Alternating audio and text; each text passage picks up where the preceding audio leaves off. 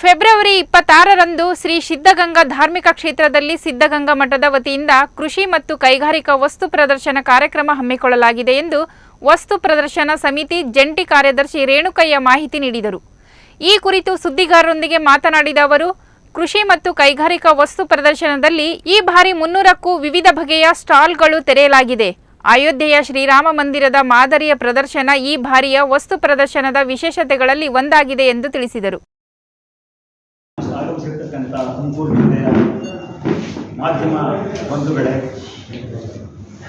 2024ರ ಕೃಷಿ ಮತ್ತು ಕೈಗಾರಿಕಾ ವಸ್ತು ಪ್ರದರ್ಶನ ಫೆಬ್ರವರಿ 26ರಿಂದ ಪ್ರಾರಂಭವಾಗಿ 12/3/2024ರವರೆಗೆ 16 ದಿವಸಗಳು ನಡೆಯಲಿದೆ.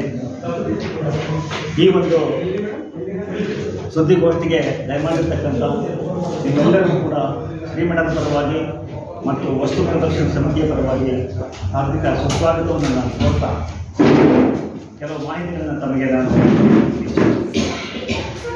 ಈ ವರ್ಷದ ವಸ್ತು ಪ್ರದರ್ಶನದಲ್ಲಿ 20 ಇಲಾಖಾ ಮಳಿಗೆಗಳು, 175 ಖಾಸಗಿ ವಾಣಿಜ್ಯ ಮಳಿಗೆಗಳು, ಒಟ್ಟು 195 ಮಳಿಗೆಗಳು ಭಾಗವಹಿಸಿವೆ.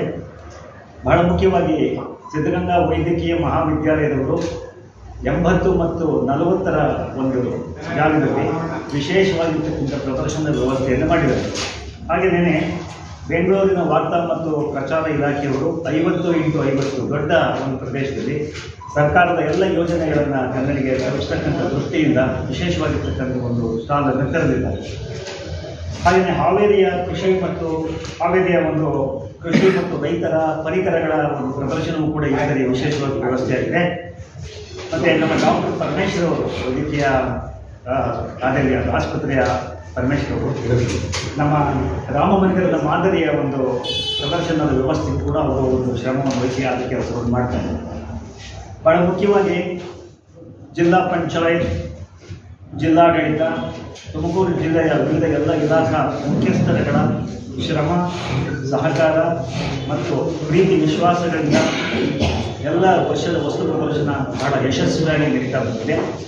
ಈ ವರ್ಷವೂ ಕೂಡ ನಾವು ಅವರೆಲ್ಲರ ಸಹಕಾರ ಶ್ರಮವನ್ನು ನಿರೀಕ್ಷಿಸುತ್ತಾ ಈ ವಸ್ತು ಪ್ರದರ್ಶನ ಬಹಳ ಉತ್ತಮವಾಗಿ ನಡೀತದೆ ಅಂತ ನಾವು ಆಶಿಸ್ತಾ ಇದ್ದೇವೆ.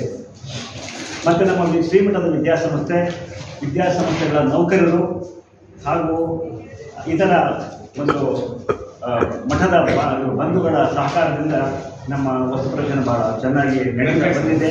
ಈ ವರ್ಷ ಕೂಡ ಅದು ನಡೀತದೆ. ಬಹಳ ಮುಖ್ಯವಾಗಿ ನಮ್ಮ ಮಾಧ್ಯಮ ಬಂಧುಗಳು ಶ್ರೀಮಠದ ಕೆಲಸವೇ ಆಗಲಿ, ಶ್ರೀಮಠದ ಸಮಾರಂಭಗಳೇ ಆಗಲಿ, ವಸ್ತು ಪ್ರದರ್ಶನಕ್ಕೆ ಸಂಬಂಧಪಟ್ಟಂಥ ವಿಚಾರವೇ ಆಗಲಿ, ತಮ್ಮ ಪತ್ರಿಕೆಗಳಲ್ಲಿ, ಮಾಧ್ಯಮಗಳಲ್ಲಿ ಬಹಳ ಹೆಚ್ಚಾಗಿ ಆದ್ಯತೆಯನ್ನು ಮತ್ತು ಗಮನವನ್ನು ಹರಿಸಿ, ವಿಶೇಷ ಆದ್ಯತೆಯನ್ನು ಗಮನ ಹರಿಸಿ ನೀವು ಪ್ರಚಾರವನ್ನು ಕೊಡ್ತಾ ಬಂದಿದ್ದೀರಿ. ನಿಮ್ಮಿಂದ ನಮ್ಮ ಒಂದು ವಸ್ತು ಪ್ರದರ್ಶನಕ್ಕೆ ಹೆಚ್ಚು ಅನುಕೂಲವಾಗಿದೆ. ಆ ದೃಷ್ಟಿಯಿಂದ ನಾವು ನಿಮ್ಮೆಲ್ಲರಿಗೂ ಕೂಡ ಆಭಾರಿಯಾಗಿದ್ದೇವೆ. ಹಾಗಾಗಿ ಈ ಪ್ರಮುಖ ಮಾಹಿತಿಯನ್ನು ತಮಗೆ ತಂದಿದ್ದೀವಿ. ತುಮಕೂರು ಜಿಲ್ಲೆಯ ಮಾಧ್ಯಮ ಬಂಧುಗಳೇ, ನಿಮಗೆಲ್ಲ ಗೊತ್ತಿದೆ, ನಮ್ಮ ವಸ್ತು ಪ್ರದರ್ಶನ ಇಷ್ಟೊಂದು ಬೃಹದಾಕಾರ ಯಶಸ್ವಿಯಾಗಿ ನಡೆಯಲು ಮಾಧ್ಯಮದ ಮಿತ್ರರು ಬಹಳ ನಮಗೆ ಬೆಂಬಲವನ್ನು ಕೊಡ್ತಾ ಇದ್ದಾರೆ.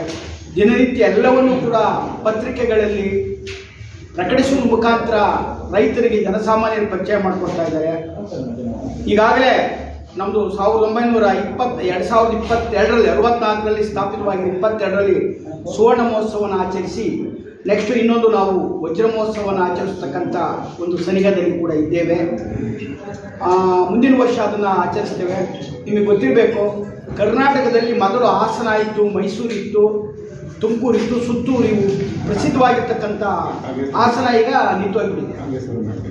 ಹಾಸನ ಅದು ಸ್ಟಾಪ್ ಆಗಿದೆ ವಸ್ತು ಪ್ರದರ್ಶನ. ಈಗ ಮೈಸೂರು, ಸುತ್ತೂರು ಮತ್ತು ಇನ್ನೂ ಕೆಲವು ಅವೆ.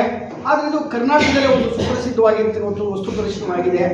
ಆಮೇಲೆ ಇಲ್ಲಿ ದಿನನಿತ್ಯ ಸಾಂಸ್ಕೃತಿಕ ಕಾರ್ಯಕ್ರಮಗಳು ನಡೀತವೆ.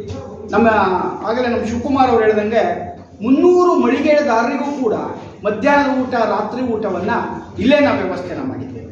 ಅವರಿಗೆ ನೀರಿನ ಸೌಕರ್ಯವೂ ಕೂಡ ಭಾಳ ಚೆನ್ನಾಗಿದೆ. ಈ ಸತಿ ನೀವು ನೋಡ್ತಾ ಇದ್ದೀರಾ, ಎಲ್ಲ ಕೂಡ ಕೆಲವು ಟಾರ್ಗಳನ್ನ ಹಾಕಿ ಈ ಸಿಮೆಂಟ್ ಕಾಂಕ್ರೀಟನ್ನು ಮಾಡಿ ಅದನ್ನು ಮಾಡ್ತಾ ಇದ್ದಾರೆ. ಅವ್ರು ಹೇಳ್ದಂಗೆ ವಿಶೇಷವಾಗಿ ಈ ಸತಿ ರಾಮ ಮಂದಿರದ ಒಂದು ಪರಿಕಲ್ಪನೆ, ಅದೇನು ಗೌರ್ಮೆಂಟ್ ಕಾರ್ಯಕ್ರಮವಿತ್ತೋ ಆ ರಾಮ ಮಂದಿರ ಈಗ ನೋಡಿ ಇಲ್ಲಿ ಮುಂದೆಗಡೆ ಸ್ಟೇಜ್ ಹಾಕ್ಸಿದ್ದೀವಿ. ಇಲ್ಲಿ ಮಾಡೋದನ್ನು ಲೈವ್ ಮಾಡೋಕ್ಕೋಸ್ಕರ ಒಂದು ವ್ಯವಸ್ಥೆಯನ್ನು ನಮ್ಮ ಸಿದ್ಧಗಂಗಾ ಮೆಡಿಕಲ್ ಕಾಲೇಜಿನ ಪರಮೇಶ್ವರ್ ಅವರು ವ್ಯವಸ್ಥೆಯನ್ನು ಮಾಡ್ತಾ ಇದ್ದಾರೆ. ಆಮೇಲೆ ಇಲ್ಲಿ ನಡೀತಕ್ಕಂಥ 16 ದಿನಗಳ ಸಾಂಸ್ಕೃತಿಕ ಕಾರ್ಯಕ್ರಮ ಬೆಳಗಾವಿಯಿಂದ ಹಿಡಿದು ಮಂಡ್ಯದವರು ಎಲ್ಲ ಕಲಾವಿದರುಗಳನ್ನ ಕರೆಸಿ, ಸಿನಿಮಾ ನಟರಾಗಿರ್ಬೋದು, ಜಾನಪದ ಕಲಾವಿದರಾಗಿರ್ಬೋದು, ಐತಿಹಾಸಿಕ ನಾಟಕಗಳು, ಪೌರಾಣಿಕ ನಾಟಕಗಳು ಎಲ್ಲರನ್ನೂ ಕರೆಸಿ ಇಲ್ಲಿ ಸಂಜೆ 6ರಿಂದ ರಾತ್ರಿ 11-12 ಗಂಟೆವರೆಗೂ ಕೂಡ ಈ ಬೆಳ್ಳಿ ಪಾಲ್ಕೆ ದಿವಸ, ಶಿವರಾತ್ರಿ ದಿವಸ ಅದು ಇಡೀ ರಾತ್ರಿ ಕೂಡ ನಡೀತದೆ. ಆಮೇಲೆ ಶಾಲಾ ಮಕ್ಕಳಿಗೆ ಕಾರ್ಯಕ್ರಮಕ್ಕೆ ನಾವು ಬೆಂಬಲವನ್ನು ಕೊಟ್ಟಿದ್ದೇವೆ ಮತ್ತು ಸುಗಮ ಸಂಗೀತ ಗಾಯಕರಿಗೆ ಇಲಾಖೆ ಕೊಡ್ತೇವೆ. ಎಲ್ಲರಿಗೂ ಸ್ವಾಮೀಜಿ ಹೇಳಿದ್ದಾರೆ ಅವರಿಗೆ ಏನು ಗೌರವಧನವನ್ನು ಕೊಡಬೇಕೋ ಆ ಗೌರವಧನವನ್ನು ಕೂಡ ನಾವು ಕೊಡ್ತೇವೆ. ಸಾಮಾನ್ಯ ಒಂದೊಂದು ಪೌರಾಣಿಕ ನಾಟಕಗಳಿಗೆ 40ರಿಂದ 50 ಸಾವಿರ ರೂಪಾಯಿ ಗೌರವಧನವನ್ನು ಕೊಡ್ತೇವೆ. ಅವರಿಗೆ ಇದು ಸ್ಮರಣ ಫಲಕವನ್ನು ಕೊಡ್ತೇವೆ. ಮಹಾರಾಜರು ಕರೆಗೆ ಪ್ರೋತ್ಸಾಹ ಕೊಟ್ಟು ಅವ್ರನ್ನ ಕರೆಸಿ ಸನ್ಮಾನ ಮಾಡ್ತೇವೆ. ನಮ್ಮ ಡಾಕ್ಟರ್ ಶಿವಕುಮಾರ ಸ್ವಾಮಿಗಳು ಆ ಸಂಪ್ರದಾಯ ಕೊಡ್ತೇವೆ. ಕಲಾವಿದರನ್ನ ಕರೆಸಿ ಅಲ್ಲಿವರಿಗೆ ಸಂಪ್ರದಾಯದಂತೆ ಅವರಿಗೆಲ್ಲವರೂ ಕೊಟ್ಟು ಕಳಿಸ್ತಕ್ಕಂಥವ್ರು ಮಾಡಿದ್ದೇವೆ. ಇಷ್ಟು ಚೆನ್ನಾಗಿ ನಮಗೆ ಈಗೇನಾಗಿದೆ ಅಂದರೆ ನಮಗೆ 11ಕ್ಕೆ ವಸ್ತು ಪ್ರದರ್ಶನ ಮುಕ್ತಾಯವಾಗ್ತಾ ಇತ್ತು. ಒಂದು ದಿನ ಮುಂದೂಡಿತ್ತು 12ನೇ ತಾರೀಕಿನವರೆಗೂ ಕೂಡ. ಮಾರ್ಚ್ 11ಕ್ಕೆ ಪ್ರಾಸ್ಪೆಕ್ಟ್ನಲ್ಲಿ ಮಾರ್ಚ್ 11 ಇದೆ. ಸ್ವಾಮೀಜಿಯವರ ಅಪೇಕ್ಷೆ ಮೇರೆಗೆ, ಯಾಕೆಂದರೆ ಅವತ್ತು ತೆಪ್ಪೋತ್ಸವ ಇರೋದ್ರಿಂದ ಇನ್ನೊಂದು ದಿವಸ ಮುಂದೂಡಿ ಅಂತ ಹೇಳಿ 12ನೇ ತಾರೀಕಿನವರೆಗೂ ಕೂಡ 16 ದಿವಸಗಳ ಕಾಲ ನಿರಂತರವಾಗಿ ನಡೀತಾ ಇದೆ. ಆಮೇಲೆ ಇಲ್ಲಿ ಬಂದಿರ್ತಕ್ಕಂಥ ಯಾರಿಗೂ ಸ್ಟಾಲ್ ಇಲ್ಲ ಅಂದಿಲ್ಲ. ಎಲ್ಲರೂ ಕೂಡ ಇಲ್ಲಿ ಹಾವೇರಿ ಈ ಮನೆ ಬಂದಿದ್ದು ಯಾರು ಹುಬ್ಳಿ ಮತ್ತು ಧಾರವಾಡದವರು ಇಬ್ಬರು ಹೆಂಗಸುಗಳು ಬಂದು ಕೂತ್ಕೊಂಡ್ಬಿಟ್ರು. ನಮಗೆ ಸ್ಟಾಲ್ ಇಲ್ಲ, ನಮ್ಮ ಸೆಕ್ರೆಟರಿ ಅವಕಾಶ ಮಾಡಿಕೊಡಿದ್ರು, ಅವ್ರಿಗೂ ಮಾಡಿಕೊಡ್ತೀವಿ. ಇಲ್ಲಿ ಅವ್ರು ಏನೋ ಒಂದು ಅವ್ರು ಹೇಳ್ತಾರೆ ನಮ್ಗೆ ಆದಾಯ ಮುಖ್ಯವಲ್ಲ, ಇಲ್ಲೇನೋ ಒಂದು ನಾವು ಆಯ್ಕೋದ್ರೆ ನಮ್ಗೆ ಭಾಳ ಸಂತೋಷವಾಗುತ್ತೆ. ಈ ರೀತಿಯಾಗಿ ಅದ್ದೂರಿಯಾಗಿರ್ತಕ್ಕಂಥ ವಸ್ತುವಾಗಿದೆ. ನಿಮ್ಮೆಲ್ಲರ ಸಹಕಾರ ಸದಾ ನಮ್ಮಲ್ಲಿರಲಿ. ದಿನನಿತ್ಯರ್ತಕ್ಕಂಥ ಸಾಂಸ್ಕೃತಿಕ ಕಾರ್ಯಕ್ರಮಕ್ಕೆ ತಾವೆಲ್ಲ ಬಂದು ಅದನ್ನೆಲ್ಲವನ್ನೂ ಕೂಡ ನೀವು ಇದು ಮಾಡಬೇಕು ಅಂತ. ಆಮೇಲೆ ಇನ್ನೊಂದು ಏನು ಅಂದರೆ ಈ ಸತಿ ನಾವು ಬೆಂಗಳೂರಿಗೆ MP ಪಾಟೀಲ್ ಅವ್ರನ್ನ ಕಾಣಕ್ಕೆ ಹೋದಾಗ ಅವ್ರು ಹೇಳಿದರು, ಇರೋರೆಲ್ಲ ಉದ್ಘಾಟನಾ ಸಮಾರಂಭಕ್ಕೆ ಅಂದ್ಬಿಟ್ರಿ ಕೋಡ್ ಆಫ್ ಕಂಡಕ್ಟ್ ಬಂದದ್ದು, ಅಕಸ್ಮಾತ್ ಮುಕ್ತಾಯ ಸಮಾರಂಭಕ್ಕೆ ನಾವ್ಯಾರು ಬರ್ತೀವೋ ಬರಲ್ವೋ ಅಂತಕ್ಕಂಥ ಒಂದು ಸೂಚನೆ ಹೇಳಿದರು. ಅದಕ್ಕೆ ನಾವೇ ಮಾಡೋದು ಈ ಸತಿ ಅಂದರೆ ಅದು ಬರುತ್ತೋ ಬಿಡುತ್ತೋ ಗೊತ್ತಿಲ್ಲ. ಉದ್ಘಾಟನಾ ಸಮಾರಂಭಕ್ಕೆ ಇರತಕ್ಕಂಥ ಎಲ್ಲ ರಾಜಕಾರಣಿಗಳನ್ನು ನಾವು ಕರೆದಿದ್ದೀವಿ. ಆ ಕರೆದು ಸೋಮವಾರ ದಿವಸ ಉದ್ಘಾಟನೆ ಮಾಡ್ತಾ ಇದ್ದೀವಿ. ಅವತ್ತು ತಾವೆಲ್ಲರೂ ಬಂದು ಆ ಉದ್ಘಾಟನಾ ಸಮಾರಂಭದಲ್ಲಿ ಭಾಗವಹಿಸಿ ನಮ್ಮ ವಸ್ತು ಪ್ರದರ್ಶನದ ಇದನ್ನು ನೀವು ಪ್ರತಿಬಿಂಬಿಸಬೇಕು. ಮತ್ತು ದಿನನಿತ್ಯ ತಾವು ಯಾವಾಗ ಬೇಕಾದ್ರೆ ನಿಮಗೆಲ್ಲ ಕೂಡ ಅವ್ರು ಪಾಸ್ ಕೊಡ್ತಾರೆ. ನೀವು ಯಾವಾಗ ಬಂದರೂ ಕೂಡ ನಾವು ಸ್ವಾಗತ ಕೊಡ್ತೇವೆ. ನಮ್ಮ ಕಚೇರಿಗೆ ಬರ್ಬೋದು, ನಿಮ್ಮ ಸಮಸ್ಯೆಗಳು ಹೇಳ್ಬೋದು. ಏನಾದರೂ ನಮ್ಮಲ್ಲಿ ನ್ಯೂನ್ಯತೆಗಳಿದ್ರೆ ತಮ್ಮ ಸಲಹೆ, ಯಾಕೆಂದರೆ ನಮಗೆ ಗೊತ್ತಾಗಲ್ಲ ಏನು ನ್ಯೂನ್ಯತೆ ನಡೀತದೆ ಅಂತ. ಅದು ಪತ್ರಿಕೆ ಆಗಿರ್ತಕ್ಕಂಥ ನಮಗೆ ಗೊತ್ತಾಗುತ್ತೆ. ತಾವು ಅದನ್ನು ಹೇಳಿದರೆ ನಾವು ತಿದ್ದುಕೊಂಡು ಅದನ್ನು ಉತ್ತಮವಾಗಿ ಮಾಡೋಕ್ಕೆ ಮಾಡ್ತೀವಿ. ಇಷ್ಟೆಲ್ಲವನ್ನು ಮಾಡ್ತೇವೆ. ನಿಮ್ಮೆಲ್ಲರಿಗೂ ಕೂಡ ಧನ್ಯವಾದ.